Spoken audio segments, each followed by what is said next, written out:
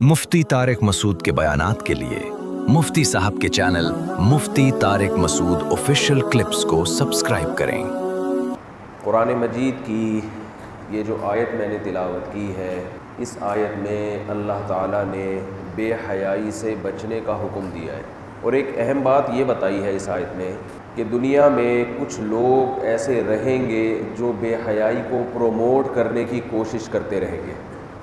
यानी 3 तबक़ात हैं। एक तो ये है बेहयाई से बचने वाले, एक वो जो बेहया हैं जिनमें शर्म नहीं है, तीसरे वो जो बाकायदा एक प्लान के तहत चाहते हैं कि अहले ईमान में फ़हाशी और बेहयाई फैले। ऐसे लोग आप हज़रात को मालूम होगा, हमारे मुल्क में जबरी ज़िना के, रेप के जो वाक़यात हो रहे हैं, उन वाक़यात में वज़ीर आज़म का एक बयान आया था कि पर्दा इस्लाम का हुक्म है और यूरोप में बेपर्दगी की वजह से उनका जो ख़ानदानी निज़ाम है वो सारा तबाह बर्बाद हो गया। ये इमरान ख़ान का मौजूदा वज़ीर आज़म का बयान आया था, अच्छा बयान था। लेकिन उस बयान पर जो वीमेन राइट्स और जितनी भी लिबरल किस्म की आंटियाँ हैं, उन सब ने सोशल मीडिया पे बहुत ज़्यादा एहतजाज किया है। वज़ीर आज़म का बयान ये आया था कि बेपर्दगी और मोबाइल पर जो कुछ फ़हाशी फैल रही है, इससे हमारा ख़ानदानी निज़ाम आहिस्ता आहिस्ता ख़त्म हो रहा है। ये बात 2 और 2 4 की तरह बिल्कुल माकूल बात है, इसमें मेरा ख़्याल है किसी को भी इख्तिलाफ़ नहीं होगा। उलमा तो ये बात करते ही रहते हैं, बेहयाई के ख़िलाफ़ तकरीरें करते रहते हैं, बेपर्दगी के ख़िलाफ़ उनकी स्पीचेस होती रहती हैं, उस पर इतना एहतजाज नहीं होता। हमारी तकरीरें भी हैं, दूसरे उलमा की भी, उस पर कोई वीमेन राइट्स हरकत में नहीं आती, ये तंजीमें हरकत में नहीं आती। लेकिन वज़ीर आज़म के बयान के बाद एक तूफ़ान मचा है, इसलिए कि इस बयान को वैल्यू बहुत ज़्यादा दी गई है कि अगर एक शख्स जो लिबरल समझा जाता है, जिस पे मौलवियत की छाप नहीं है और मुल्क की वजारत उसके हाथ में है, इस स्टेज पे पहुंच के अगर वो कह रहा है कि मुल्क में पर्दा होना चाहिए और उसकी बीवी भी पर्दा करती है, तो इससे वो तहरीकें जो मुल्क में बेहयाई फैलाना चाहती हैं, फ़हाशी को, ज़िना को आम करना चाहती हैं, ख़ानदानी निज़ाम को तबाह करना चाहती हैं, उनके पेट में मरोड़ होना एक नेचुरल है, एक बिल्कुल फितरी बात, ये नेचुरल है। अब आप देखें, उस स्पीच के जवाब में जो दलाइल दिए जा रहे हैं, उन दलाइल में ये कहा जा रहा है कि रेप के जो वाक़यात हैं, इसका की असल वजह बेपर्दगी नहीं है। यानी जिन बच्चियों का रेप हुआ तो गोया कि उन बच्चियों को ज़िम्मेदार ठहराया जा रहा है कि तुमने ऐसा ड्रेस क्यों पहना। ये लोग घुन्ने होते हैं, घुन्ने कहते हैं ना, किसी की बात को भी उठा के कोई गलत रुख दे देना। दुनिया में कोई भी नहीं कहता कि जबरी ज़िना, जबरी बदकारियों की सिर्फ़ एक वजह है और वो है बेपर्दगी। बहुत सारी वजूहात में से एक बहुत बड़ी वजह ये है, ये नहीं कि बाकी कोई वजूहात ही नहीं है, और बहुत सारी वजूहात है। लेकिन ये एक हकीकत है कि औरत जब बेपर्दा होगी तो रेप के वाक़यात बोलो बढ़ेंगे, मर्दों में जिनसी हवस और जिनसी दरिंदगी फैलेगी। आप कितना ही ट्रेन कर दें मर्द को, यूनिवर्सिटियों और कॉलेजेस के जो अंदर के हालात हैं, जहाँ को एजुकेशन सिस्टम है, वो हालात मिंबर पे बयान करने के काबिल नहीं है। लड़के लड़कियों से बदकारियाँ भी करते हैं, उनकी खुफिया वीडियो भी बनाते हैं, फिर सारी ज़िंदगी उसी वीडियो के ज़रिए उनको ब्लैकमेल भी करते हैं। इस पर वीमेन राइट्स वाले खामोश, इनका मकसद ख़वातीन के हुकूक़ बोलो नहीं, इनका मकसद ख़वातीन के हुकूक़ नहीं है। जैसे बाज़ लोग सुबह शाम कुरान और सुन्नत का नाम लगाते रहते हैं ना, फ़िरक़ावारियत ख़त्म कर रहे हैं, इनका मकसद फ़िरक़ावारियत ख़त्म करना नहीं, बल्कि फ़िरक़ावारियत को हवा देना है, आग लगाना है।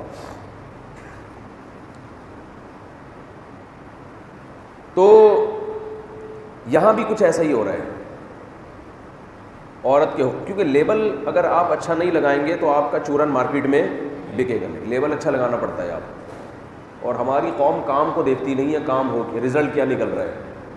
قوم لیبل پہ جاتی ہے، عنوان پہ جاتی ہے، پیکنگ پہ جاتی ہے. خوبصورت پیکنگ میں آپ گوبر رکھ کے بیچ دو، لوگ لے لیں گے. اور مشک و عنبر کی پیکنگ اگر اچھی نہیں ہے، شاپر میں ڈال کے دو گے کوئی نہیں مانے گا اس کو. یہ مارکیٹ میں ہی چل رہا ہے. یہ چیزوں کی قیمت لکھی ہوگی 9,999.99، ابے پورے 10,000 کر دو اس کو. نہیں جی وہ 10,000 دیکھنے میں 10,000 لگتے ہیں، دیکھنے میں بڑے لگتے ہیں، تو 9,999 پاگلوں والی حرکتیں ہیں یار، بے وقوفوں والے کام ہیں. یہ ہوس ہے، ہوس. تو اور دنیا اس چیز کے پیچھے مر رہی ہے، لیکن بے وقوف مرتے ہیں، عقل مند نہیں مرتے. صاحب عقل لوگ ان نعروں سے متاثر نہیں ہوتے، اور صاحب عقل قرآن کہتا ہے تھوڑے ہی ہوتے ہیں مارکیٹ میں. بھیڑ بکریوں کی طرح چال رکھنے والے، نعروں کے پیچھے بھاگنے والے ہول سیل کے حساب سے ہوتے ہیں. اس لیے کبھی اپنی شہرت دیکھ کے کبھی متاثر نہیں ہونا چاہیے، نہ کسی کی شہرت دیکھ کے کبھی متاثر ہوں. دیکھیں کہ اس سے متاثر کون لوگ ہو رہے ہیں. اگر آپ کا چورن مارکیٹ میں بک رہا ہے لیکن خریدنے والوں میں ڈاکٹر یا حکیم کوئی بھی نہیں ہے، سارے عام لوگ ہیں، تو کروڑوں میں بک جائے، ان کو پتہ ہی نہیں کہ چورن ہوتا کیا ہے. کسی اچھے حکیم کو بیچ کے دکھاؤ یہ چورن، وہ کہے گا بھائی یہ چورن نہیں ہے، یہ ٹاٹری ہے. تو آپ سے کتنے ڈاکٹر کتنے حکیم وہ چورن لیتے ہیں. آپ کی علمی تحقیقات سے علماء کتنے متاثر ہیں، اس سے پتہ چلتا ہے آپ کا علمی لیول کیا ہے. پبلک آپ کے 20 رکعت تراویح اور 8 رکعت تراویح کے دلائل سے متاثر ہے. پبلک آپ کے رفع الیدین کے جھگڑوں سے اور رفع الیدین کے دلائل سے متاثر ہے. اس متاثر ہونے کا کوئی اعتبار نہیں ہے. پبلک آپ کے قرآن و حدیث صبح شام آپ کرتے رہتے، اس سے متاثر ہے. تو گورنمنٹ کی طرف سے متاثر ہونے پر کوئی پابندی نہیں ہے. اہل علم کتنا متاثر ہے آپ سے، وہ کتنا پروٹوکول دے رہے ہیں. ہر فیلڈ میں اس کے ماہرین کا اعتبار ہوتا ہے، اس کے ماہرین کا ہر فیلڈ میں. ابھی دیکھو نا کرونا سے متعلق لوگوں نے کتنی بڑی بڑی پھینکی، بات ڈاکٹروں کی صحیح ثابت ہوئی کہ نہیں ہوئی. جب کرونا آیا تھا تو شروع میں یہ بات تھی کہ یہ ہے ہی نہیں، بکواس کر رہے ہیں، یہ کچھ ہے ہی نہیں، بیماری ڈرامہ ہے. ڈاکٹر کہہ رہے تھے نہیں بھائی چائنا میں پہلا مریض پیدا ہو چکا ہے. ڈاکومنٹریز آ رہی تھی کرونا تو بہت پرانا ہے، دیکھو فلاں فلم میں بھی کرونا دکھایا گیا. بڑی تحقیقات سے عوام متاثر ہوتی ہے. ڈاکٹر کہہ رہے تھے بھائی وہ کرونا کچھ اور ہے، یہ کرونا بولو یار یہ کچھ اور. جو ڈاکٹروں کی میجورٹی تھی، ہاں 2-4 مکھنچو ڈاکٹر ہر جگہ ہوتے ہیں، وہ ڈاکٹروں میں بھی ہوتے ہیں. وہ ہر آدمی کو شوق ہوتا ہے جمہور کے خلاف اپنی رائے دینے کا، کیونکہ جب جمہور کے مطابق آپ فتویٰ دیتے ہیں تو آپ کا چورن بکتا نہیں ہے. ہمیشہ پوری امت کے خلاف جب آپ چلیں گے تو پھر لوگ آپ کی بات سنیں گے، کوئی نئی چیز لایا ہے. جیسے اگر پروفیسر غامدی صاحب یہ کہتے کہ حضرت عیسیٰ علیہ السلام زندہ ہے آسمانوں پہ، کوئی جانتا دنیا میں غامدی نام کا کوئی بندہ بھی پیدا ہوا ہے؟ بولو ہیں. لوگ کہتے ہیں کہ یہ تو علماء سارے یہی کہہ رہے ہیں کہ حضرت عیسیٰ علیہ السلام آسمانوں پہ، بولو نا بھائی زندہ ہے. تو یہ ان سے کیوں پوچھیں، یہ تو مفتی صاحب ہے نا، مفتی تقی صاحب ہیں، مفتی فلاں صاحب ہیں، مولانا یوسف جہانوی شہید رحمۃ اللہ علیہ یہ لکھ کر گئے. تو سارے یہی لکھ رہے ہیں، سعودیہ کے علماء، مصر کے علماء سب یہی کہہ رہے ہیں. تو کوئی بھی نہیں جانتا کہ غامدی صاحب نام کا دنیا میں کوئی آدمی آیا یا نہیں آیا. غامدی صاحب اگر کہتے کہ عدت کا جو احکام فقہا نے کتابوں میں لکھے ہیں، عورت پر 4 مہینے 10 دن کی عدت ہر صورت میں واجب ہے، اور طلاق کے بعد 3 مینسز، اگر وہ یہ کہتے ہیں تو وہ تو ساری دنیا بولو یہی کہہ رہی ہے. تو کوئی جانتا غامدی صاحب کو کہ دنیا میں آئے اور دنیا سے چلے گئے؟ کوئی پہچانتا؟ اگر وہ یہ کہتے ہیں کہ ٹیلی ویژن پہ امام کی اقتداء کرونا کے دنوں میں جائز نہیں ہے، جب مسجدوں میں SOPs پر عمل کروایا گیا تو ایک فتویٰ یہ بھی آیا کہ آپ ٹیلی ویژن کے ذریعے بھی اقتداء امام کی کر سکتے ہیں. یہ غامدی صاحب کا فتویٰ آیا. اگر وہ یہ کہتے کہ نہیں کر سکتے تو کوئی پہچانتا؟ ان کا کلپ وائرل ہوتا؟ انہوں نے ایک نیا فتویٰ دے دیا غامدی صاحب نے کہ بھائی ٹیلی ویژن امام وہاں نماز پڑھا رہے ہیں، آپ ٹی وی میں بھی انٹرنیٹ میں بھی اس کی اقتداء کر سکتے ہیں. حالانکہ یہ نہیں دیکھا کہ اس میں تو بعض دفعہ آپ امام سے 2000 کلومیٹر آگے کھڑے ہو گئے. بھائی فرض کرو امام کراچی میں ہے، امام اسلام آباد میں ہے، اور اقتداء کہاں ہو رہی ہے؟ کراچی میں، تو 1,500-2 ہزار کلومیٹر تو آپ کعبہ سے مقتدی قریب ہو گئے، امام کیا ہو گیا؟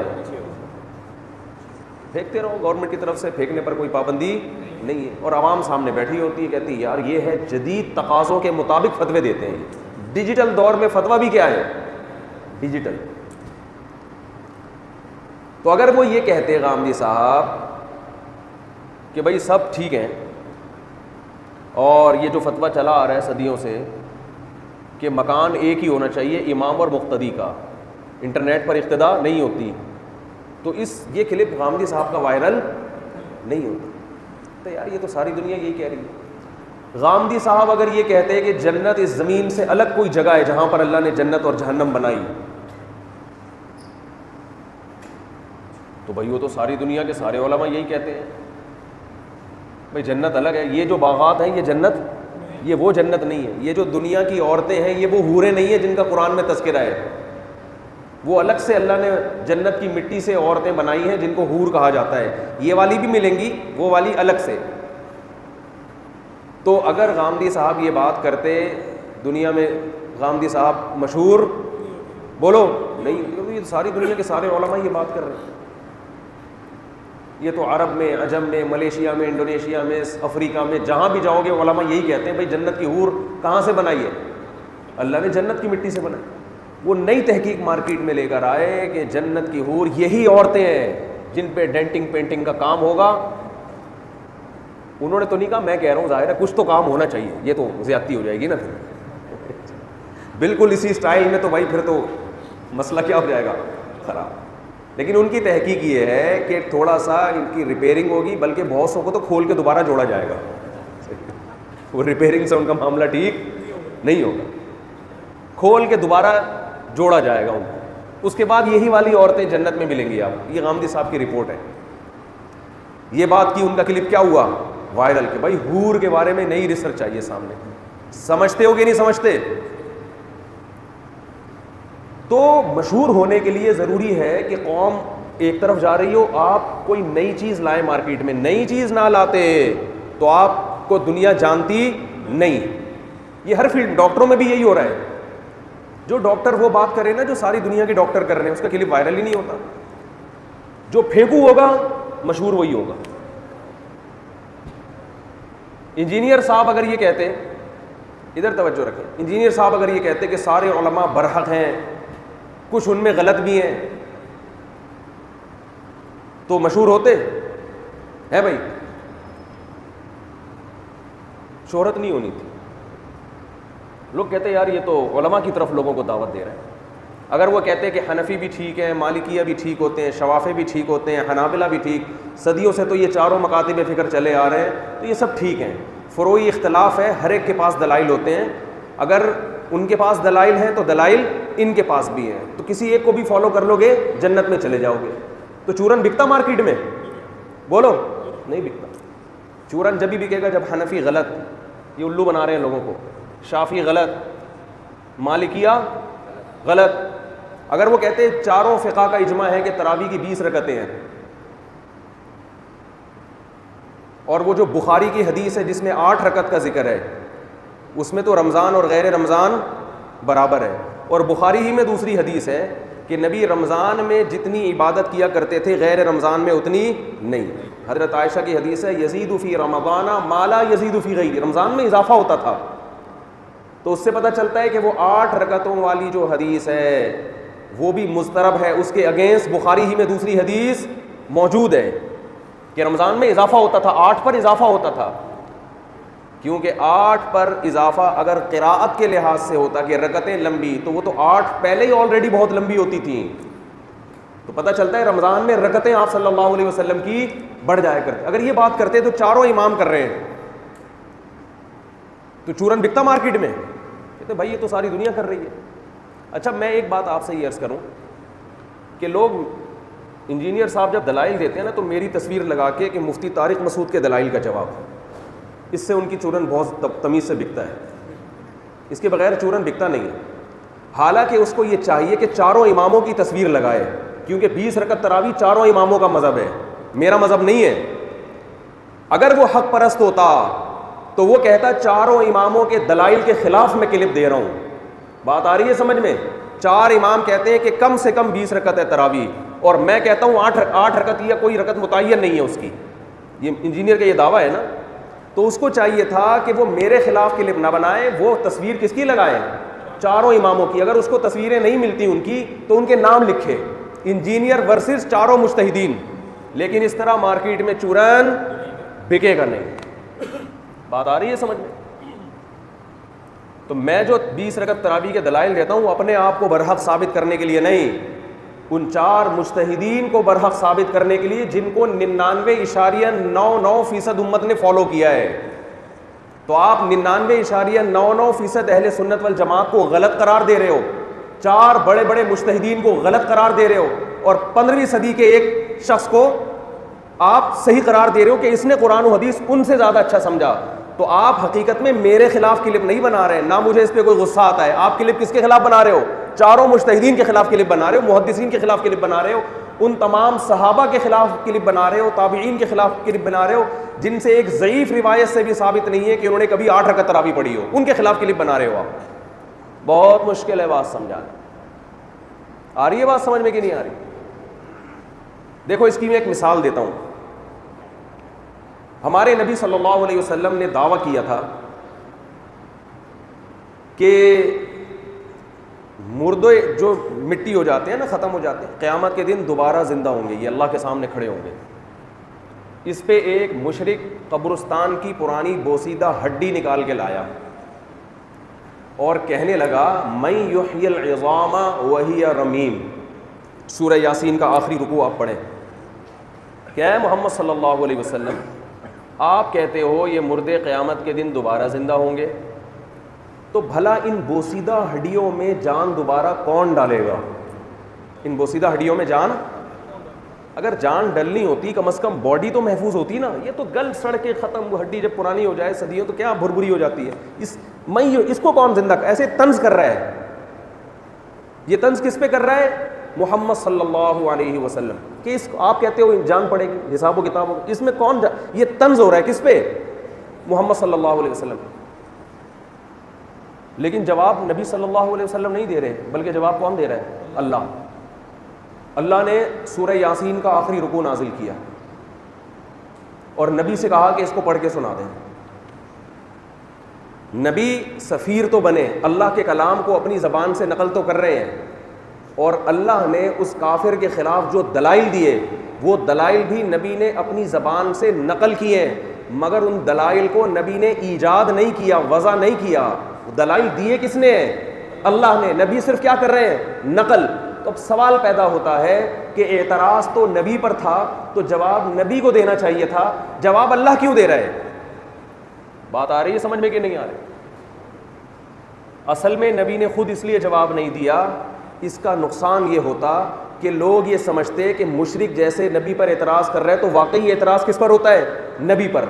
اللہ نے جواب دے کے بتا دیا کہ اے نبی آپ تو محض سفیر ہیں, آپ ہٹ جائیں درمیان سے, یہ اعتراض آپ پر نہیں ہے, یہ حقیقت میں کس پر ہے؟ مجھ پر ہے. یہ نالائق آدمی آپ کا لیبل لگا کے لوگوں کو الو بنانے کی کوشش کر رہا ہے, کیونکہ اللہ پہ ڈائریکٹ کوئی اعتراض بولو کر نہیں سکتا. تو اس لیے آپ جواب دیں گے تو مناظرے کا اور بحث کا رخ چینج ہو جائے گا. کوئی کافر یہ تو نہیں کہہ سکتا میں اللہ پہ اعتراض کر رہا ہوں نا, اس سے تو لوگ کہیں گے بھائی تو کون ہوتا ہے, اللہ سے بھی بڑا ہو گیا تو. تو ہر معترض نا لیبل عنوان چینج کرتا ہے. اپنا مقابلہ کبھی محدثین سے مجتہدین سے نہیں, وہ اپنے مقابلے میں کسی چھوٹے آدمی کو لے کر آئے گا تاکہ لوگ اس چھوٹے کی مخالفت کریں اور اس کو زندہ باد کے نعرے لگائیں. لیکن حقیقت میں لوگوں میں اتنی سینس نہیں ہے, وہ یہ نہیں دیکھ رہے کہ یہ اس پر اعتراض نہیں ہو رہا, یہ اعتراض کسی اور پر ہو رہا ہے, اور جواب دینے والا اس کا نمائندہ بن کے جواب دے رہا ہے. وہ اپنا دفاع نہیں کر رہا, وہ مجتہدین کا محدثین کا دفاع کر رہا ہے. وہ سمجھ میں آ رہی ہے بات کہ نہیں آ رہی؟ تو قرآن نے کیا جواب دیا؟ نبی نے جواب نہیں دیا, قرآن نے جواب دیا. قرآن نے جواب یہ دیا اولم یر الانسان انا خلقناہ من نطفۃ, کیا انسان دیکھتا نہیں ہے ہم نے اس کو پانی کے ایک ناپاک قطرے سے پیدا کیا. فاذا هو خصیم مبین, جو اعتراض کرنے والا ہے نا, جو بوسیدہ ہڈی لے کر آیا ہے, اے نبی آپ اس سے کہہ دیں کہ یہ دیکھتا نہیں ہے کہ ہم نے اس کو پانی کے ایک قطرے سے پیدا کیا. جو خدا پانی کے معمولی قطرے سے، جس میں نہ آنکھ ہے، نہ ناک ہے، نہ دل ہے، نہ دماغ ہے، نہ جگر ہے، جو خدا اپنی شاہکاریاں پانی کے قطرے میں دکھا سکتا ہے، وہ اس ہڈی کو دوبارہ انسان کیوں نہیں بنا سکتا؟ وہ کیوں نہیں بنا؟ اے نبی آپ اس کو کہہ دیجئے قُلْ يُحْيِيهَا الَّذِي أَنشَأَهَا أَوَّلَ مَرَّةٍ، اے نبی اس کو کہہ دیجئے اس کو وہی پیدا کرے گا، اس ہڈی کو، جس نے اس کو پہلی مرتبہ پیدا کیا، وَهُوَ بِكُلِّ خَلْقٍ عَلِيمٌ، اور وہ ہر طرح سے پیدا کرنا جانتا ہے۔ اس نے بھی ایک طرح سے پیدا کر کے دکھایا، یہ بتانے کے لیے جو اس طرح سے کر سکتا ہے وہ کسی اور طرح سے بھی کر سکتا ہے۔ بات آ رہی ہے سمجھ میں؟ تو جو مجھ پر اعتراض کر رہے ہیں نا انجینئر صاحب، وہ تراویح کے معاملے میں اور جتنے دلائل کے معاملے میں، وہ میرا مذہب نہیں ہے۔ وہ کس کا مذہب ہے؟ اہل سنت والجماعت کا، چاروں فقہا کا مذہب ہے وہ۔ تو اب ہونا یہ چاہیے تھا کہ انجینئر ورسز چاروں امام، بلکہ انجینئر ورسز 99% امت۔ سمجھ میں آ رہی ہے نا بات؟ تو یہ ہونا چاہیے تھا۔ اور میں جو دفاع کر رہا ہوں اپنا نہیں، پوری امت کا، پوری امت، صدیوں تک پوری امت 20 رکعت سے 1 رکعت بھی کم پڑتی نہیں۔ سعودی عرب میں اب شروع ہوئی 8 رکعتیں ہیں، 100 سال پہلے کا سعودی عرب اٹھا کے دیکھو، کہیں بھی آپ کو نظر نہیں آئے گی 8 رکعت۔ یہ تو اب شروع ہوئی ہے۔ تو اب کے سعودیہ کو لیتے ہو یا امام مالک امام شافعی کے سعودیہ کو لیتے ہو؟ امام شافعی تو اپنی کتاب میں لکھتے ہیں ہمیں مکہ میں 20 رکعت سے کم تراویح پڑھنے والا کوئی بھی نظر نہیں آیا۔ وہ تو اپنے دور کا مکہ بیان کر رہے ہیں۔ تو اعتراض اصل میں کس پر ہو رہا ہے؟ یہ جو ہم کہتے ہیں 3 طلاقیں 3 ہوتی ہیں، اور اہل حدیث کہتے ہیں 3 کتنی ہوتی ہیں؟ 1۔ تو ہم اپنے آپ کو سپورٹ نہیں کر رہے، ہم صحابہ کو سپورٹ کر رہے ہیں۔ تمام صحابہ کا فتویٰ اکٹھی 3 طلاقیں کتنی ہوتی ہیں؟ 3۔ تمام تابعین کا فتویٰ ہے کہ اکٹھی 3 طلاقیں کتنی ہوتی ہیں؟ 3۔ چاروں اماموں کا فتویٰ اکٹھی 3 طلاقیں کتنی ہوتی ہیں؟ 3۔ امام بخاری کا فتویٰ اکٹھی 3 طلاقیں کتنی ہوتی ہیں؟ 3۔ آج اہل حدیث اٹھ کے کہتے ہیں کہ یہ حنفی اندھے مقلد، یہ فلاں مقلد، اور یہ قرآن و سنت سے تو پتہ چلتا ہے 3 ایک ہوتی ہیں، اور یہ دیکھو کیا فتویٰ دے رہے ہیں۔ جب ہم دلائل دیتے ہیں تو ہمیں کہتے ہیں یہ اندھے مقلد ہیں، حالانکہ اندھا مقلد وہ ہے جو پوری امت کو چھوڑ رہا ہے، صحابہ کو بھی تابعین کو بھی، اور قرآن و سنت کی ایسی تشریح کر رہا ہے جس پہ نہ صحابہ نے مانی اس تشریح کو، نہ تابعین نے، نہ چاروں اماموں نے۔ اس کے فالوورز اندھے مقلد ہیں یا ہم اندھے مقلد ہیں؟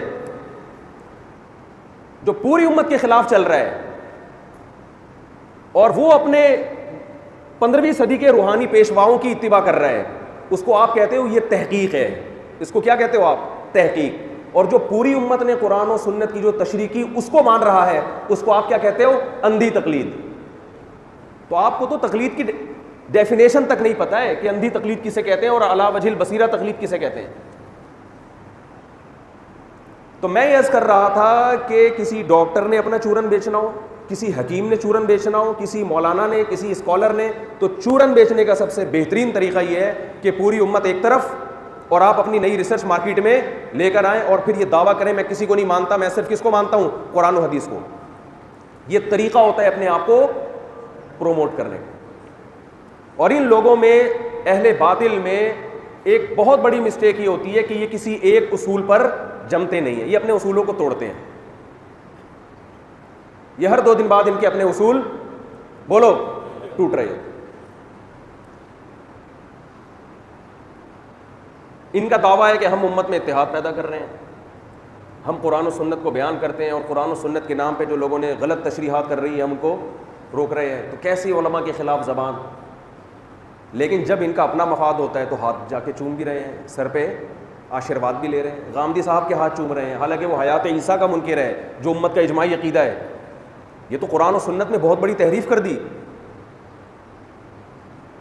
تو اس سے صاف پتہ چلتا ہے کہ بھائی یہ ایک اصول ہے دنیا کا کہ جو سب کہہ رہے ہیں نا وہ اگر کرو گے تو آپ کی دکان چلے گی نہیں، بات وہ کرو جو پوری دنیا سے الگ ہو، اور پبلک اسی کے پیچھے بھاگتی ہے آج کل۔ تو اس پبلک کے بھاگنے کا کوئی اعتبار نہیں ہے، اس اکثریت یا اس امت، یہ جو اس طرح عوام جا رہی ہوگی نا، اس کا کوئی اعتبار نہیں ہے۔ نوح علیہ السلام 950 سال تبلیغ کی ہے، 40-50 سے زیادہ لوگوں نے آپ کا ساتھ نہیں دیا۔ یہاں میں ایک بات انجینئر صاحب کی آ گئی ہے تو میں ایک بات کی وضاحت بہت ضروری سمجھتا ہوں. میں نے اس کا 1 سال سے نام نہیں لیا ممبر پہ, چھوڑ دیا تھا اپنے حال پہ, جاؤ جو مرضی کرنا ہے. لیکن محترم کو سکون نہیں مل رہا, ہر تھوڑے دن بعد نا میری تصویر لگا کے کوئی نہ کوئی کلپ چلا رہا ہوتا ہے اور غلط فہمیاں پھیلا رہا ہے. ابھی یہ کلپ بہت وائرل ہوا ہے, پتہ نہیں اس کا نام کیا ہے, تقلید. ابھی انجینئر کا ایک کلپ وائرل ہوا ہے تقلید پر, پتہ نہیں کچھ جس طرح کا نیا کلپ آیا, میری تصویر لگائی ہوئی ہے اس میں, اور میرے مناظرے سے یہ لفظ کٹ کیا ہے کہ بھاڑ میں جائے مفسرین. یہ لفظ 2-3 دفعہ ریپیٹ کر کے چلایا ہے. وہ مناظرہ نہیں تھا, وہ کیا تھا وہ میں بھی بتاتا ہوں. اس سے لوگوں میں بہت غلط, میرا بھی بہت غلط امیج گیا, اور انجینئر کو پروپیگنڈے کرنے کا بہت زیادہ موقع بھی ملا.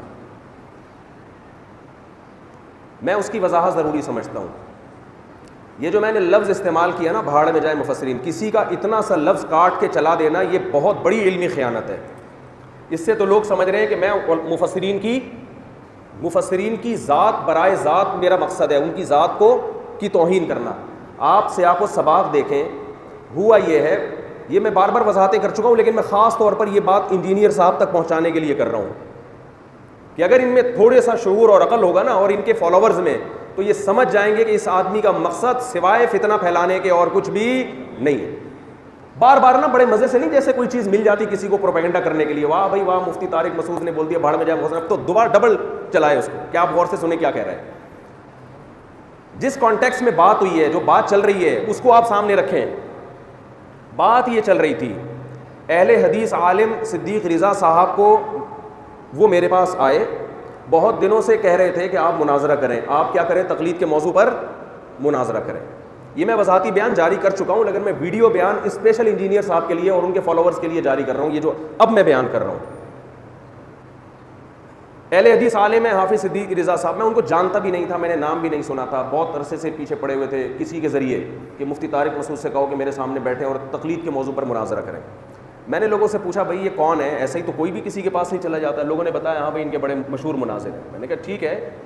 تو میں نے ان سے پہلے کہا میں مناظرہ نہیں کروں گا, آرام سے بیٹھ کے ہم بات کرتے ہیں, کوئی بھی غلط فہمی ہو آپس میں تو ہم دور کر لیتے ہیں. ہو سکتا ہے ہمارا اور آپ کا دعویٰ سیم ہو, ہم ایک چھوٹے موٹے اختلاف کی بیس پہ, تو ہم بیٹھ کے بات کر لیتے ہیں, اور یہ مجھے آپ کی بات صحیح لگی تو میں آپ کی بات مان لوں گا. اس میں یہ مناظرے کا لیبل نہ لگایا جائے اس میں. تو اور میں نے کہا اس کے لیے ضروری ہے کہ پہلے آپ مجھے اپنا دعویٰ لکھ کے دیں کہ آپ کا دعویٰ ہے کیا. تو انہوں نے اپنا دعویٰ جو لکھ کے دیا, وہ دعویٰ یہ تھا کہ قرآن و حدیث کے خلاف کسی کی تقلید بھی جائز نہیں ہے. تو میں نے کہا یار یہ تو سیم دعویٰ ہو گیا, یہ تو ہم بھی یہی کہتے ہیں قرآن و حدیث کے خلاف کسی کی تقلید جائز نہیں ہے, تو بحث کس بات پہ ہوگی پھر. یہ تو میں پہلے ہی مان رہا ہوں کہ قرآن و حدیث کے خلاف کسی کی بھی تقلید جائز نہیں ہے, تو اب تو وہ تو سیم بات ہو گئی نا, تو اب بحث کس بات پہ کریں. تو واٹس ایپ پہ یہ ہماری کنورزیشن چل رہی تھی. تو میں نے پھر ان کو پیغام بھجوایا کہ دیکھیں ایسا کر لیتے ہیں, جو ہماری بحث ہوگی یا مناظرہ ہوگا وہ بعد میں ہوگا. میرا سفر ہے, مجھے 10 دن کے لیے علماء کے ساتھ لمبے سفر پہ جانا تھا.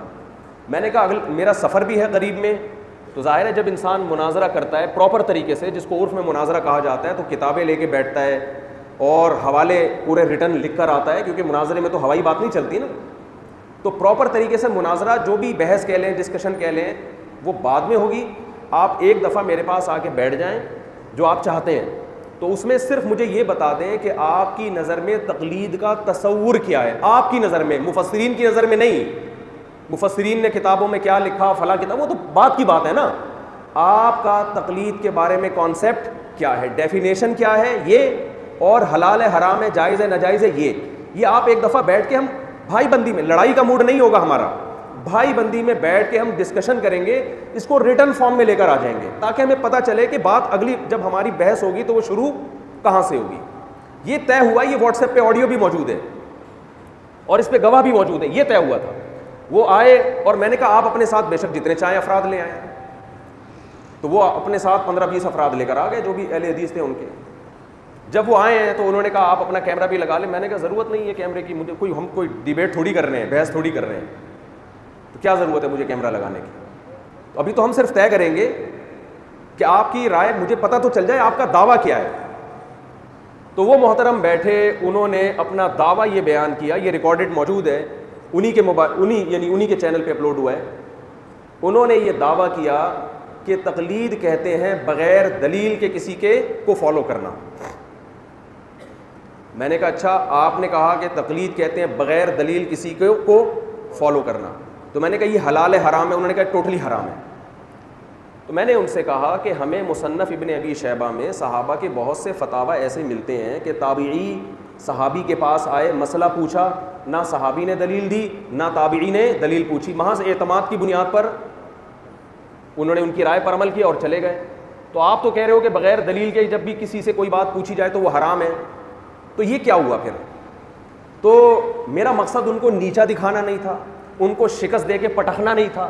میرا مقصد تھا کہ آپ اپنی اس ڈیفینیشن میں تھوڑی سی چینجنگ کریں, آپ تبدیلی کریں, اس میں کچھ الفاظ کا اضافہ کریں کہ بھائی یا تو یہ کہیں کہ اگر صحابی کی تقلید ہو تو جائز ہے کیونکہ وہ نبی کی صحبت انہوں نے اٹھائی ہے, یا تو یہ کہیں, یا تقلید کی ڈیفینیشن میں چینجنگ کریں. تو اللہ کی قسم میرا مقصد نہ ان کو نیچا دکھانا نہ ان سے مناظرہ کرنا, میرا مقصد تھا اس بحث میں ہم ایک رائے لکھ لیتے ہیں کہ تقلید کی آپ کی نظر میں ڈیفینیشن کیا ہے, تاکہ پھر اس سے کوئی پھرے نہیں. اور جب آپ لکھیں گے تو میں بھی لکھ دوں گا کہ میری رائے کیا ہے اس بارے میں, پھر ہم ڈسکشن کے لیے اگلا ٹائم ہوگا. تو جب میں نے ان سے یہ سوال کیا تو انہوں نے بات کو گھما دیا. انہوں نے کہا آپ کے مولانا سرفراز خان صفدر صاحب نے بھی یہ لکھا ہے, فلاں مفسر نے یہ لکھا ہے تقلید کی تعریف. میں ان سے کہہ رہا ہوں بھائی مجھے مفسرین سے کیا واسطہ, میں تو آپ سے پوچھ رہا ہوں کہ آپ کی نظر میں کیا ہے. حوالے تو بعد میں آئیں گے, کتابیں تو بعد میں آئیں گی, یہ بحث ہماری چل رہی ہے, لیکن وہ اس بات پہ قائم نہیں ہو رہے, وہ بار بار مفسرین کے حوالے دے رہے ہیں. ایسے موقع پہ میرا یہ کہنا بھاڑ میں جائے مفسرین. دنیا میں پاگل سے پاگل آدمی بھی سمجھتا ہے کہ اس کلام کا اس موقع پر مقصد مفسرین کی توہین نہیں ہے, یعنی بھاڑ میں جائے مفسرین کا مطلب ان کے حوالے بھاڑ میں جائیں. پھر بھی میرے یہ الفاظ چونکہ بظاہر نازیبہ تھے, اس پہ میں نے حافظ صدیق رضا صاحب سے بھی معذرت کی اور علماء سے بھی معذرت کی کہ بھائی یہ الفاظ اگرچہ میری نیت توہین کی نہیں ہے, نہ سے آپ کو سباق سے لگتا ہے کہ توہین ہو رہی ہے, لیکن الفاظ بہرحال نامناسب. اور غصہ مجھے انہوں نے دلایا کہ میرا ٹائم برباد کیا, میرا کل سفر ہے, میں سارا دن کا تھکا ہوا ہوں, آپ اس کام کے لیے میرے سامنے آ کے بیٹھے ہو فضول ٹائم ویسٹنگ کے لیے. اور آپ نے اس کو دوسرا جرم یہ کیا کہ مناظرے کا نام دے کے اپنے چینل پہ آپ نے اس کو اپلوڈ. لوگ تو اس کو مناظرہ سمجھ رہے ہیں, لوگ کہہ رہے ہیں اگلا تفسیر کی کتابوں کے حوالے دے رہا ہے اور مفتی صاحب کوئی حوالہ نہیں دے رہے. یہ تو آپ سیاست سے کام لے رہے ہو, چالاکی سے کام لے رہے ہو, اس کو مناظرے کا نام کیوں دیا آپ نے؟ اور ایک اور خیانت جناب نے یہ کی ہے کہ میں نے حافظ صدیق رضا صاحب, ابھی بھی میں احترام کرتا ہوں, میرا مقصد یہ نہیں ہے کہ اب دیوبندی اہل حدیث میں ایک نئی جنگ چھڑ جائے اس بحث کے بعد, لیکن وضاحت تو ضروری ہے نا. میں نے محترم سے یہ بھی کہا کہ ہماری ڈیبیٹ جو بھی تھی بڑے آرام سے ختم ہوئی. مجھے تھا کہ یہ نہیں, اس پوائنٹ پہ نہیں آ رہے. ظاہر ہے جب پوائنٹ پہ نہیں آتا آدمی پھر شادیوں کی باتیں شروع کر دیتا ہے. میرے پاس تو پھر اچھا پوائنٹ ہے, میں پھر آخر میں آگے میں نے کہا 2 شادیاں کریں, کیا رکھا ہے ان بحثوں میں, 4 شادیاں کریں, ایسے میں آ گیا اس پہ, تاکہ یار یہ لڑائی کم از کم بغض تو نہ ہو نا, جب اٹھے تو لڑائی تو نہ ہو. اس پہ میں نے ان سے یہ بات کہی کہ میں نے کہا جناب یہ جو لفظ ہے نا کہ بھاڑ میں جائے مفسرین, عوام اس کے چھوٹے چھوٹے کلپ بنا کے میرے خلاف وائرل کرے گی, اور مجھے پتا تھا سب سے پہلے یہ کام انجینئر کرے گا, کیونکہ اس کے پاس ایک جیسے بچوں کو جھنجھنا مل جائے نا کتنا خوشی سے اچھلتے ہیں, مجھے پتا تھا سب سے پہلے اس میں سے کٹنگ کون کرے گا, انجینئر علی مرزا. وہ کہے گا دیکھو علماء کی زبان دیکھو, حالانکہ خود صبح و شام کیا اس کی زبان ہے اور کیا الفاظ, کتنا لہجہ شائستہ ہے وہ دنیا کو پتہ ہے. تو میں نے حافظ صدیق رضا صاحب سے عرض کیا ان کی خدمت میں کہ حضرت آپ سے گزارش ہے کہ ہماری بھائی بندی میں ایک بحث ہوئی ہے, آپ اس لفظ کو کیا کر دیں, ڈیلیٹ کر دیں. مگر انہوں نے بھی جتنے چینلوں پہ اپلوڈ, انہوں نے مجھ سے وعدہ کیا کہ میں اس کو ہٹاؤں گا اور میں آپ کے دفاع میں پیچھے کھڑا ہوا ہوں. لیکن جس چینل سے بھی انہوں نے اپلوڈ کیا ان کا کہنا تھا یہ بھی لائیو کیا ہے, حالانکہ لائیو کی ہم نے اجازت نہیں دی تھی. چلو لائیو چلا گیا, بعد میں آپ جتنے چینلوں پہ اپلوڈ کر رہے ہیں وہ الفاظ آپ نے اس میں شامل کیے ہوئے. میں نے ان سے کہا کہ یہ الفاظ, یہ لوگ اس کا غلط مطلب لیں گے اور یہ میرے غلط الفاظ ہیں, میں اس پہ اپنی دفاع نہیں کر رہا, مجھے یہ الفاظ استعمال نہیں کرنے چاہیے تھے. اور میرا مقصد آپ بھی جانتے ہیں, میں بھی جانتا ہوں, مفسرین کی توہین نہیں ہے, کیونکہ جس سیاق و سباق میں کہا ہے وہ اس کو آپ دیکھیں تو صاف پتہ چل جائے گا مفسرین کی توہین مقصد نہیں ہے, لیکن الفاظ پھر بھی نازیبا ہیں. تو میں نے کہا کسی نجی محفل میں انسان سے ایسی غلطی ہوتی ہے, آپ اس کو کیا کر دیے گا, کٹ کر دیے. انہوں نے مجھ سے وعدہ کیا کہ آپ بے فکر رہیں, لیکن حافظ صدیق رضا صاحب سے انتہائی احترام کے باوجود انہوں نے طبیعت سے جتنے چینلوں پہ بھی اپلوڈ کیا ان الفاظ کو انہوں نے اپلوڈ کیا ہے, حالانکہ انہوں نے مجھ سے وعدہ کیا تھا کہ میں ایسا نہیں کروں. میں یہ وضاحتی بیان بھی نہ دیتا, لیکن جس طرح سے اس کو چلایا گیا ہے نا, تو مجھے پھر اگر میں نہ دوں تو یہ میری بدنامی نہیں ہے, ایک علماء کی پوری ایک جماعت اس کے پیچھے بدنام ہو رہی ہے, اور ان کی طرف سے مجھے تانے مل رہے ہیں سننے کو. انجینئر صاحب نے وہی کام کیا جو ان کی عادت تھی, انہوں نے فوراً بھاڑ میں جائے مفسرین کے الفاظ کٹ کر کے بار بار ریپیٹ کر کے اس کو چلایا ہے کہ دیکھو یہ کیا کر رہے ہیں توہین, حالانکہ پوری تفصیل آپ دیکھو. دوسری خیانت کیا کی ہے محترم نے, میں ائمہ اربعہ کی تقلید کے دلائل نہیں دے رہا تھا اس کلپ میں, میں حافظ صدیق رضا صاحب نے جو دعویٰ کیا تھا نا, دعویٰ یہ کیا تھا کہ کسی کی بھی تقلید جائز نہیں ہے, بغیر دلیل کے کسی کی بات ماننا جائز نہیں ہے. اس پر میں نے اشکال کیا کہ تابعین نے صحابہ کے فتووں پر عمل کیا اور ان سے دلیل نہیں پوچھی, تو سمجھنے کے لیے ان کے دعوے کو میں نکھار پیدا کرنے کے لیے بار بار میں کہہ رہا تھا میں آپ کے دعوے میں تنقیح پیدا کر رہا ہوں, منقح کر رہا ہوں. منقح کا مطلب ہوتا ہے اس کو کلیئر کر رہا ہوں, آپ اس کو مناظرے کا رخ نہ دیں. میں چاہتا ہوں کہ سمجھوں کہ آپ کا اصل مقصد کیا ہے, اصل دعویٰ کیا ہے. اس پر میں نے یہ دلیل دی تھی کہ تابعین نے صحابہ کے فتووں کو فالو کیا ہے آنکھ بند کر کے. بہت سے فتوے ایسے ملتے ہیں, صحابی سے دلیل نہیں مانگی, بس انہوں نے فتویٰ دے دیا, انہوں نے عمل کیا. اس کو آپ بھی مانتے ہیں, میں بھی مانتا ہوں. تو انجینئر نے اس پہ فوراً کلک بنا دیا کہ اصل میں اس وقت تابعین نے صحابی کے فتوے کو بغیر دلیل کے اس لیے فالو کیا کہ اس وقت دیوبندی, بریلوی, حنفی, شافعی, مالکی وجود میں بولو نہیں آئے. اب آپ کہاں کی بات کہاں لگا رہے ہو. تو یہ جو محلے میں کچھ فسادی عورتیں ہوتی ہیں نا, ہر محلے میں ہوتی ہیں, میں نہیں کہہ رہا ساری عورتیں فسادی ہوتی ہیں, لیکن کچھ کیا ہوتی ہیں فسادی, گھروں میں بھی آگ لگاتی ہیں, ساس کو بہو کے خلاف, بہو کو ساس کے خلاف, ساس کا کلام بہو کے سامنے ایڈیٹنگ کر کے نقل کریں گی, ٹھیک ہے نا, میاں بیوی کو آپس میں لڑوائیں گی. یہ فسادی عورتیں ہوتی ہیں. جو شوہر نے کچھ بولا ہو تو اس کو ایڈٹ کر کے بیوی کو کچھ بتا دیا, پوری بات نقل نہیں کی, اور ہر بات نقل کرنے کی ہوتی بھی نہیں. اگر غلط بھی ہے تو وہ ہائی لائٹ کیوں کر رہے ہو بھائی, تم آپ ہائی لائٹ کیوں, اس کو اچھال کیوں رہے ہو پوری دنیا کے سامنے. آپ کو پتہ ہے کہ ایک نجی محفل ہے, اس میں ایک انسان نے کہہ دیا اور اس نے غلطی کا اعتراف بھی کر لیا, چھوڑو مٹی ڈالو اس پہ. تو لیکن وہی کام کیا جس کی محترم سے توقع تھی, اور ان کے فالوورز بھی ماشاءاللہ اندھے مقلد ہیں, وہ بھی دبا کے کمنٹس کر رہے ہیں, واہ واہ واہ زندہ باد, مزہ آ گیا, مفتی طارق کی یہ کر دیا, مفتی طارق یہ کر دیا. او بھائی, آپ کی ان چیزوں سے ہماری صحت پہ کوئی اثر نہیں پڑتا, آپ اپنے آپ کو دنیا کے سامنے بدنام کر رہے ہیں. حافظ رضا صدیق صاحب کا میں بڑا احترام کرتا ہوں, اب بھی وہ آگے بیٹھے تھے, اگر وہ اپنے دعوے پہ قائم رہتے, لکھ کے چلے جاتے, کہتے ہیں مفتی صاحب ٹھیک ہے, ابھی تو میں نے جلد بازی میں ایک دعویٰ لکھوا دیا, میرے ذہن میں بھی پوری بات نہیں تھی, میں اپنے علماء سے مشورہ کرتا ہوں, پورا ریٹن میں ایک تمیز سے ایک دعویٰ لکھ کر آتا ہوں جس پہ ما لہو وما علیہا کا میں ذمہ دار ہوں گا, تو میں ان کو مہلت دیتا. میں یہ نہیں کہتا ابے دیکھو آئے تھے بڑے دعوے کر کے اور ابے کیا کر, میرا یہ طریقہ نہیں. میں کہتا کوئی بات نہیں بھائی, سمجھنے کے لیے بیٹھے, اور اتنی بڑی بات میں نے ان کے منہ پہ کہہ دی, میں بھائی اہل حدیث کو جہنمی نہیں سمجھتا. مناظر تھوڑی یہ بات کرتا ہے, لیکن وہی ہے کہ کیا کہہ سکتے ہیں, پھر ایک نئی جنگ چھڑ جائے گی, پھر ان کا بیان آئے گا وضاحتی, ٹھیک ہے نا, میں ادھر سے بیان کروں ادھر سے بیان. لوگ کہیں گے بھائی رمضان میں ایسی باتیں اچھی نہیں لگتی. تو البادی اظلم, جو شروع کرتا ہے نا, پہل کرتا ہے فساد کی, وہ اصل میں ظالم ہوتا ہے. لوگ دیکھتے ہیں کہ دو مولوی لڑ رہے ہیں آپس میں, دونوں کو برا کہتے ہیں. بھائی ہو سکتا ہے پہلے ایک نے لڑائی شروع کی ہو, دوسرا اپنے دفاع میں لڑ رہا ہو. تو امت اجماعی مسائل قائم ہو چکے تھے, امت میں یہ فروعی اختلافی مسائل ختم ہو چکے تھے.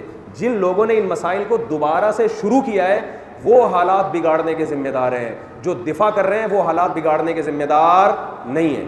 تو میں بات کو دوبارہ جہاں سے چھوڑی تھی وہیں لے کر آتا ہوں. بات کیا چل رہی تھی کہ جو بھی اس وقت جمہور کے پوری امت کے خلاف جاتا ہے نا, چورن مارکیٹ میں اس کا بکتا ہے, مگر عوام میں بکتا ہے, پڑھے لکھے لوگوں میں نہیں بکتا. سمجھتے ہو, کیونکہ ان کو نہیں پتا ہوتا, پڑھے لکھے لوگوں میں نہیں بکتا. تو وہ بات کرونا سے شروع ہوئی تھی, وہ کہاں چلی گئی. وزیر اعظم کا بیان آیا نا بے حیائی کے خلاف, تو اس پہ یہ جو ہماری ویمن رائٹس اور ہیومن رائٹس کی تنظیمیں ہیں بہت زیادہ آگ بگولا ہو گئی ہیں, بہت زیادہ تل ملا رہی ہیں, ٹھیک ہے, تل ملائی بھی ہیں یہ کہ پردے کا اس سے کیا تعلق ہے. وزیر اعظم نے دلیل بھی دی ہے. او بھائی, اس وزیر اعظم کے بیان کو پی ٹی آئی اور JUI کا مسئلہ نہ بناؤ, اللہ کا واسطہ. اگر مولانا فضل الرحمان بھی یہ بیان دیتے تو ہم ان کو اس سے زیادہ پروموٹ کرتے ہیں. یہ لوگ اس کو JUI اور PTI کا مسئلہ بنا دیتے ہیں کہ PTI کی حمایت. PTI میں ایسے ایسے احمق لوگ پڑے ہوئے ہیں, اللہ کی پناہ. PTI میں تو فواد چودھری بھی ہے, میں کیسے اس کی حمایت کا سوچ سکتا ہوں بھائی. تو نہ میں وزیر اعظم کی حمایت کر رہا ہوں, میں وزیر اعظم کے بیان کی حمایت کر رہا ہوں, اس کے علاوہ میرا کوئی, وہ اچھے ہیں برے ہیں مجھے اس سے کوئی غرض نہیں ہے. اگر برے بھی ہوں گے تو ممبر پہ بیٹھ کے تھوڑی بیان کروں گا, اچھا بھی ہوگا تو ممبر پہ, تو میرا ذاتی مسئلہ ہے نا. تو لوگ الٹا لے کے جاتے ہیں آج کل, ہر آدمی ایک ٹرک لے کے بیٹھا ہوا ہے, اس کو وہ ٹرک نکالنی ہے کہیں. تو مولانا فضل الرحمان عالم دین ہے بھائی, ان کا وہ تو انشاءاللہ انہوں نے اس سے زیادہ کوشش کی ہوگی بے حیائی کے خاتمے کی. تو اب جتنی ہماری ویمن رائٹس اور ہیومن رائٹس کی تنظیمیں ہیں نا, وہ اس بیان پہ آگ بگولا ہو گئی. پردہ کیوں بھائی؟ ایک بات خوب کان کھول کے سن لیں, علامہ ابن تیمیہ رحمہ اللہ تعالیٰ بڑے خاندانی عالم تھے, ٹھیک ہے ان سے کچھ تفردات ہیں پوری امت کے خلاف, چند مسائل میں امت نے ان کو فالو نہیں کیا, وہ غلطی ہر انسان سے, چند مسائل ہیں زیادہ نہیں, لیکن عمومی طور پر امت کو جوڑنے کا, جہاد پہ جمع کرنے کا کام اللہ نے ان سے بہت زیادہ لیا. بدعات کے خاتمے کا کام اور توحید اور جو بھی بری رسومات تھیں اس زمانے میں پھیل چکی تھیں, اس پہ اللہ نے بہت کام لیا. ابن تیمیہ رحمہ اللہ تعالیٰ فرماتے ہیں کہ اگر تمہیں سمجھ میں نہ آئے کہ حق کیا ہے اور باطل کیا ہے, کنفیوز ہو جاؤ, تو دیکھ لو کہ باطل کے تیروں کا رخ کس طرف ہے. باطل جس چیز کو نشانے پہ رکھ کے بیٹھا ہوا ہے نا, سمجھ لو کہ یہ کیا ہے, حق ہے. یہ حق پہچاننے کی ایک سادہ علامت ہے. باطل سب سے زیادہ فوکس کس کو کر رہا ہے؟ دیکھیں اس وقت جو باطل ہے نا, جو ہمارے ملک کے دشمن اور اسلام کے دشمن اور مسلم امہ کے دشمن ہیں, وہ ہماری نمازوں کے خلاف بولو نہیں. ان کو اس سے کوئی غرض نہیں ہے کہ مسجدیں آپ کی بھری ہوئی ہوتی ہیں, کہ کوئی بات نہیں آپ بنائیں, مسجد بنانے پر بھی کوئی پابندی بولو. ان کو نہ میری پگڑی پہ اعتراض ہے, نہ ہماری شلواریں ٹخنوں تک ہونے پر, نہ شلوار پہ اعتراض, کہنے پینٹ پہنو, شلوار پہنو, دھوتی پہنو, ہر قوم کا کلچر ہوتا ہے, آپ کی مرضی ہے. نہ ان کو رمضان پہ اعتراض, حج پہ تو اعتراض ہے ہی نہیں, کیونکہ حج میں سب سے زیادہ انہی کی پروڈکٹ بکتی ہیں. حاجی جو خریدتے ہیں نا, ملٹی نیشنل کمپنیوں کا چورن بکتا ہے وہاں مکہ مدینہ میں, حج پہ تو وہ پابندی لگانے کا سوچ ہی نہیں سکتے. دو چیزیں ہیں جس کو انہوں نے فوکس کیا, بلکہ تین چیزوں کو. ایک تو جہاد ہے, وہ نہیں چاہتے مسلمانوں کے پاس کوئی مضبوط آرمی ہو, بم بنائیں. وہ کہتے ہیں شب برات کے پٹاخے پھوڑا کرو بس, یہ ایٹم بم یہ تو کہتے ہیں یہ کیا کر رہے ہیں. وہ کہہ رہے ڈیفینس ہم تمہارا کریں گے, یہ فوج ختم کرو, ایئر فورس کو ختم کرو, نیوی کو ختم. یہ ان کو بالکل بھی اچھی نہیں لگتی. اور خاص طور پر نیوی میں, فوج میں کوئی داڑھی والا چلا جائے, وہ کہتے ہیں فوج کے خلاف اتنا پروپیگنڈا کرو کہ فوج میں دیندار لوگ جانا ختم کر دیں, یہ فوج لبرل لوگوں کے ہاتھ میں چلی جائے. اور نادانستہ طور پر ہمارے دیندار لوگ بھی یہ کام کر رہے ہیں. ان کو نہیں, وہ اخلاص میں کر رہے ہیں, لیکن ان کو پتہ نہیں اس اخلاص کا نتیجہ کیا نکل رہا ہے, بیڑا غرق ہو رہا ہے. ہم تو ترغیب دیتے ہیں دیندار لوگوں کو, داڑھی والوں کو. اللہ کا شکر ہے ہمارے جامعۃ الرشید میں میرے اپنے بہت سے شاگرد نیوی میں کمیشن آفیسر گئے ہیں, ان کے ساتھ میری ایک تصویر بھی ہے, بڑا خاندانی منظر لگ رہا ہے. استاذ بیچ میں کھڑے ہوئے ہیں اور نیوی کے آفس کمیشن آفیسر شاگرد وہ ہمارے دائیں بائیں. مزہ آ رہا ہے دیکھ کے کہ یار فوج میں بڑا اچھا ایک انقلاب ہے. تو ان کو داڑھیوں والے نہ آرمی میں پسند, نہ بعض لوگ ہوتے ہیں داڑھی نہیں ہوتی, ہونی چاہیے داڑھی, اللہ کا حکم ہے, لیکن اندر بہرحال اندر سے وہ کیا ہوتے ہیں, ایک دینی سوچ رکھتے ہیں, ملک کے ساتھ مخلص ہوتے ہیں. اس قسم کے لوگ بھی ان کو بالکل پسند, جو داڑھی ہو تو نہیں لیکن باتیں داڑھی والی کر رہے ہو, سمجھ رہے. اس لیے ہم کہتے ہیں نیک لوگوں کو فوج میں بھیجو بھائی, اچھے لوگوں کو بھیجو فوج میں. دوسرا مسئلہ ان کا یہ, اچھا جہاد کا جو غلط تصور ہے اس کو وہ پروموٹ کر رہے ہیں. جہاد کا غلط تصور, پھٹ پھٹاؤ, جہاں جاؤ جا کے پھٹو بس, حوروں کی لالچ میں جس کو بھی پھاڑ دو جا کے, فساد کا نام جہاد دیا ہوا ہے. وہ ایک آدمی کو کسی نے فضائل سنا دی ہے نا کہ فلاں امام بارگاہ میں یا فلاں مسجد میں جا کے پھٹو گے تو حور ملے گی. یہ ہوتا رہا ہے نا ماضی میں, کوئی امام بارگاہ میں پھٹ رہا ہے, کوئی مسجد میں جا کے پھٹ رہا ہے. یہ جہاد نہیں ہے بھائی, یہ تو خامخواہ کی. اس سے اچھا تھا شب برات کے پٹاخے پھوڑ دیتے گھر بیٹھ کے. تو پہلے بہت ہو رہا تھا یہ چند سال پہلے, اور یہ سب غیر ملکی ایجنٹ کر رہے تھے, کھاتے میں مولویوں کے ڈالا ہوا تھا کہ یہ کروا رہے ہیں. تو وہی کسی کو فضائل سنا دیے کسی نے کہ جا کے پھٹو گے فوراً کیا ملے گی؟ حور ملے گی. یہ جو نوجوان طبقہ اس کو تو جو خاص طور پہ کنوارے ٹھرکی قسم کے, ان کو تو حور کے نام پہ کہیں بھی پھڑوا دو جا کے. یہ پھٹ گئے جا کے. اتفاق کی بات کہ مرے نہیں, اتفاق کی بات کہ مرے نہیں, بے ہوش ہو گئے. تو بم غلط پھٹا ہوگا یا تھوڑا پھٹا ہوگا یا کہیں دور پھٹ گیا ہوگا, کچھ بھی تھا بہرحال. اب بے ہوشی کی حالت میں پولیس نے ان کو گرفتار کیا, ہاسپٹل لے کر گئی پولیس ان کو, یہ لیٹے ہوئے ہیں. تو جب ان کو پولیس والے تو ابھی چترول لے کے کھڑے ہوئے تھے کہ تو ہوش میں آ, پھر دیکھتے ہیں کالی کلوٹی سی کوئی نرس کھڑی ہوئی تھی سامنے. جب ان کو ہوش آیا, یہ سمجھ رہا ہے میں عالم برزخ میں پہنچ چکا ہوں, ہوش میں آیا. تو جیسے ہی ہوش میں آیا اس کلوٹی کا ہاتھ پکڑ کے بولتا ہے باقی حوریں کہاں ہیں؟ باقی حوریں یہ والی تو سمجھ میں نہیں آ رہی, باقی کا. پولیس والوں نے کہا بھی تجھے ہم باقی حوریں بھی دکھاتے ہیں, آ جا ذرا. تو ایک کیا چیز ہے جو اصل جہاد ہے, جو آپ کے ملک کے دفاع میں ہو, آپ کی ریاست کے دفاع میں ہو, ظلم سے بچنے کے لیے ہو, دین کو پروموٹ کرنے کے لیے ہو. دوسرا جو جس چیز کو وہ فوکس کر رہے ہیں نا, وہ سودی نظام نہیں ختم کرنا چاہتے, اسلامک بینکنگ کو نہیں لانا چاہتے معاشرے میں. کیونکہ اسلامک بینکنگ میں جو پروفٹ تقسیم ہوتا ہے اس کے پیچھے کوئی سچی مچی کا بزنس ہو رہا ہوتا ہے. وہ ایسا نہیں ہوتا کہ ادھر پیسہ لیا ادھر پکڑا دیا, پراپر بزنس ہو رہا ہوتا ہے. میں نے اسلامک بینکنگ کو بہت گہرائی میں جا کے پڑھا, اس لیے مجھے اس کے جائز ہونے پر بہت اعتماد ہے. بہت سے علماء ٹھیک ہے خلاف ہیں, ان کی رائے ہے, لیکن ہم نے بہت گہرائی میں جا کے اس کو پڑھا. اس پر جتنے اعتراضات اٹھتے ہیں نا وہ صحیح نہیں ہے. اور حضرت مفتی تقی عثمانی صاحب پر بعض ملکوں میں پابندی بھی اسی بیس پر لگی ہے کہ وہ اسلامک بینکنگ کو پروموٹ کر رہے ہیں. اس سے جو یہودیوں کا ایک سرمایہ دار نظام ہے اس کا وہ بیڑا غرق ہو رہا ہے.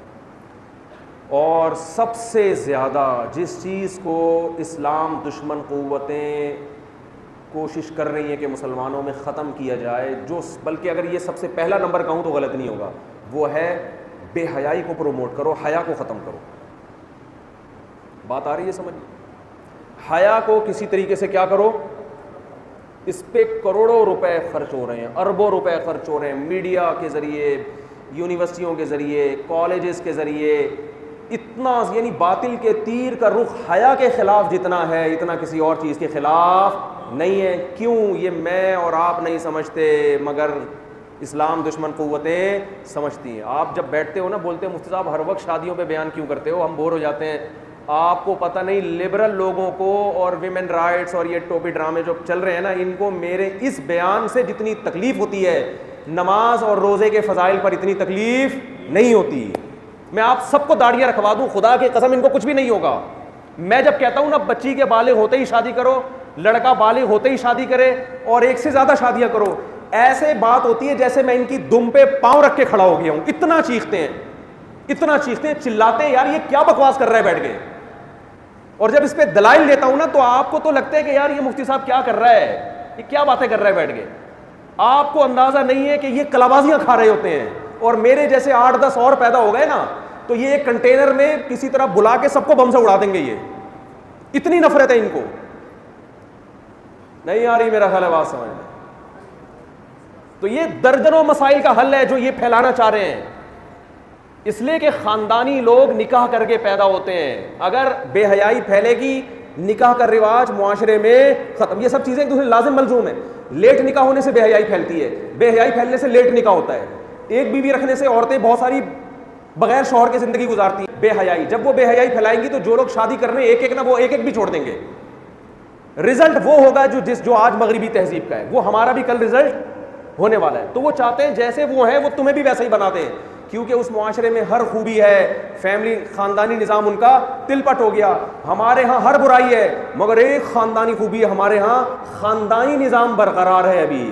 وہ کہتے ہیں یار اتنا کچھ غریب ہو کے بھی کمبختوں نے اصل چیز کو پکڑ کے رکھا ہوا ہے, اور ہماری اتنی ترقی ہو کے بھی جو اصل چیز تھی, جو گرفت تھی, جو انسان کی نیچر تھی خاندانوں کی شکل میں رہنا, وہ نیچر ہم نے تباہ کر دی, جس کی وجہ سے خودکشیوں کا ریشو, کتے پالے جا رہے ہیں, بچوں کو پالنے کے لیے لوگ تیار نہیں ہے. دادا دادی نانا نانی کو اولڈ ہاؤس میں جمع کرا رہے ہیں, نہ کوئی چاچا رہا, نہ ماموں رہا, نہ پھپھی, نہ خالہ, نہ بھتیجی, نہ بھانجا. سارا بیڑا غرق ہو گیا سسٹم کا. بوڑھے ماں باپ کا سارا بوجھ ریاست پہ آتا ہے. ہمارے یہاں ریاست پہ آتا ہے. ہمارے یہاں تو 20-25 پوتے نواسے بچے مل کے ایک اکلوتے نانا دادا کو پال رہے ہوتے ہیں, اور ٹھاٹ باٹ کے ساتھ دادا نانا بن کے زندگی گزارتا ہے انسان. خاندانی لوگ خاندان میں پیدا ہوتے ہیں, بغیر نکاح کے جو پیدا ہوتے ہیں وہ خاندانی. اسلام نے تو ولد الزنا بچے کا باپ سے کوئی رشتہ ہی نہیں مانا ہے. جس شخص نے زنا کیا بچہ پیدا ہوا, اسلام کہتا ہے شناختی کارڈ میں اپنی ولدیت میں آپ کو نام ڈالنے کی اجازت نہیں, اگرچہ آپ کے پانی سے پیدا ہوا ہے مگر آپ اس کے باپ بولو نہیں ہو, نہ آپ کی وراثت ملے گی, نہ آئی ڈی کارڈ میں یا کہیں بھی آپ یہ کہہ سکتے ہیں کہ میں اس کا فادر ہوں. اس کا کوئی فادر ہے ہی نہیں, اس کی ماں ہے, فادر نہیں ہے اس کا. تو بھائی وہ سمجھتے ہیں ہمارے بیان کی اہمیت کو, آپ گھننے بنے ہوئے ہیں, آپ نہیں سمجھتے. سمجھتے تو آپ بھی ہیں, کوشش نہیں کرتے, بس ختم. تو میرے بھائی یہ جو بے حیائی, پردہ, جلد شادی, ایک سے زیادہ شادیاں, یہ سب چیزوں کا آپس میں کیا ہے, لنک ہے. کو ایجوکیشن سسٹم کو ختم ہونا چاہیے. یہ سب چیزیں آپس میں کیا ہیں, مربوط ہیں. خوشنما نعروں کے ذریعے اس کو, ہمیں قرضہ نہیں ملتا جب تک کہ یونیورسٹی میں کوئی ایجوکیشن سسٹم نہ ہو, ورنہ اب دیکھو یار عجیب سی بات ہے, امریکہ میں ایسی یونیورسٹیاں ہیں جہاں, ایسے اسکول ہیں جہاں کوئی سسٹم نہیں ہے. ہم اگر بنائیں گے ہمیں قرضہ ہی نہیں ملے گا یونیورسٹی کے لیے, ہمیں پیسے ہی نہیں ملیں گے. کہیں گے یہ کیا بھائی, وہ ادھر کیوں بیٹھا ہوا ہے, وہ ادھر, دونوں کو ساتھ بیٹھاؤ. اب اس کا ایجوکیشن سے کوئی تعلق ہے؟ ابے لڑکا اس کمرے میں بیٹھ کے پڑھ لے, لڑکی اس کمرے میں بیٹھ کے پڑھ لے, تو کیا ہو گیا؟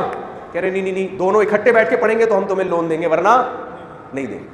اس کا مطلب تمہیں تعلیم سے غرض نہیں ہے بھائی, تمہارا مقصد کچھ اور ہے. ایجوکیشن کے نام پہ تم لڑکے لڑکی کو ساتھ بٹھا کے نکاح کا رواج معاشرے میں کیا کر رہے ہو, ختم. اس لیے میں کہتا ہوں کہ میں اگر حاکم بنانا میرا بس چلے تو میں بیان کے ذریعے آپ کی شادیاں نہیں کرواؤں گا, میں ڈنڈے مار مار کے آپ کی 2-2 3 شادیاں کرواؤں گا, ایسی کی تیسی میں ایسا کرواؤں گا. آپ مجھے کیا, میں ابھی تو فارم میں آیا ہی نہیں ہوں میں, کیونکہ میرے پاس طاقت, میں پولیس میں تھوڑی ہوں. ابھی تو میں صرف بولنے پر اکتفا کر رہا ہوں تمیز سے. اگر میرے پاس گورنمنٹ آ گئی تو پھر یہ تمیز ومیز مارکیٹ سے شارٹ ہو جائے گی. ہاں پھر تم ڈنڈے مار مار کے کروائیں گے. بے پردگی سے بھی خدا کی قسم اتنی بے حیائی نہیں پھیلتی جتنی بے نکاحی سے پھیلتی ہے. مرد کو ٹوپی اور شلوار اور پہنا کے نا, اور کاٹن کلف کے سفید کپڑے حج عمرہ کروا کے بٹھا دو, 4 مہینے بھی لگ گئے, اور ادھر ایک خاتون کو برقعے میں لے جا کے حج عمرہ کروا کے اس کے ساتھ بٹھا دو, پھر بھی یہ کم بخت اس کی طرف لائن مارنے کی کوشش کرے گا. ہاں یہ بتاؤ, یہ برقعے میں جھانکنے کی کوشش کرے گا. حج عمرے سے مردانہ قوت ختم نہیں ہو جاتی, نہ تبلیغ میں 4 مہینے لگانے سے عورت کی طرف اٹریکشن ختم ہوتی ہے. عورت کی طرف اٹریکشن یہ گاڈ گفٹیڈ ہے. یہ اٹریکشن اس لیے رکھی ہے تاکہ اس کمبخت سے شادی کر کے اس کو اپنی بیوی بنا, یہ ختم کرنے کے لیے تھوڑی ہے. آپ بیوی نہیں بنا رہے تو پھر برقعوں میں بھی گھسو گے تم. تو وزیر اعظم تک کوئی میرا یہ بیان پہنچا دے کہ پردے کو پروموٹ بھی کریں, مگر اس سے زیادہ کس کو پروموٹ کریں, نکاح کو. بھائی وہی بے پردہ عورت جو اچھی لگ رہی بیوی بنا کے گھر لے آؤ یار, کس نے منع کیا ہے؟ اللہ, دیکھو آپ کو بھوک لگ رہی ہے, روٹی کھانے کا دل چاہ رہا ہے, اسلام روٹی پہ پابندی تھوڑی لگا رہا ہے. ادھر سے چوری, ادھر سے چوری, ادھر سے رال ٹپکا رہا ہے, وہ روٹی مل جائے. او بھائی پیسے کما, خرید 4 پراٹھے کھا یار بیٹھ کے, کس نے منع کیا تجھے؟ یہ گندم پیدا اس لیے کیے کھایا جائے اس کو. تو اللہ تعالیٰ نے جو جتنی مرد اور عورت کو ایک دوسرے کے لیے بنایا, الگ رہنے کے لیے تھوڑی بنایا. تو یہ میں تمیز سے بیان کر رہا ہوں, اس کو تمیز سے ہی سن لیا کریں آپ سب. اگر میں حکمران بن گیا نا جس کا کوئی چانس نہیں ہے, تو پھر یہ تمیز ومیز مارکیٹ سے کیا ہو جائے گی, شارٹ. اسٹائل ہمارا چینج ہو جائے گا, کیونکہ ہم یہ سمجھتے ہیں کہ یہ قوم کو تباہی سے بچانے کا کے لیے بہت زیادہ ضروری ہے, اس کے بغیر نہیں ہو سکتا. اللہ سمجھنے کی عمل کی توفیق عطا فرمائے. وما علینا الا البلاغ.